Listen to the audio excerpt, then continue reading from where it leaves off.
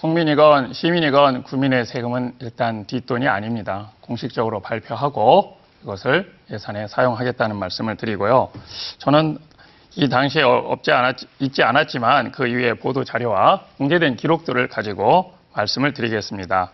그렇다면 왜 황인호 의장님께서는 당시 구의회 의장인 것으로 알고 있는데 그것을 시행하던 업체가 35억을 기부 체납하고 플러스 알파를 하시겠다고 할 때 왜 안 받으셨는지 제가 이해가 가지 않습니다. 저는 좀 전에도 말씀드린 바와 같이 개인적으로 그 당시에 있지 않았습니다. 그러나 공적인 기록에 의장님에 대한 그러한 언행의 기록이 나와 있습니다. 이것이 오히려 의아스럽습니다. 그리고 현재 있는 폐쇄된 국제화센터를 재개관하는 것뿐만 아니라 제2의 국제화센터도 시장과 함께 지난번 토론회 때도 다른 후보께서 말씀을 주셨는데 시비로 하기로 우리가 결정을 했습니다.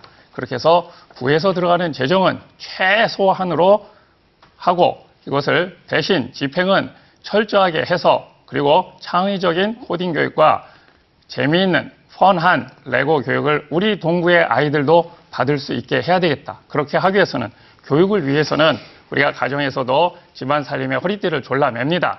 다른 것도 있습니다만. 이것은 우리가 지자체의 몫은 이게 평생학습이 목적이고 교육은 엄연히 그 교육청의 몫입니다. 우리가 이게 지자체가 교육청의 일을 도맡아서 살려다 보니까 상당히 어려운 재정난에 봉착을 하게 됩니다.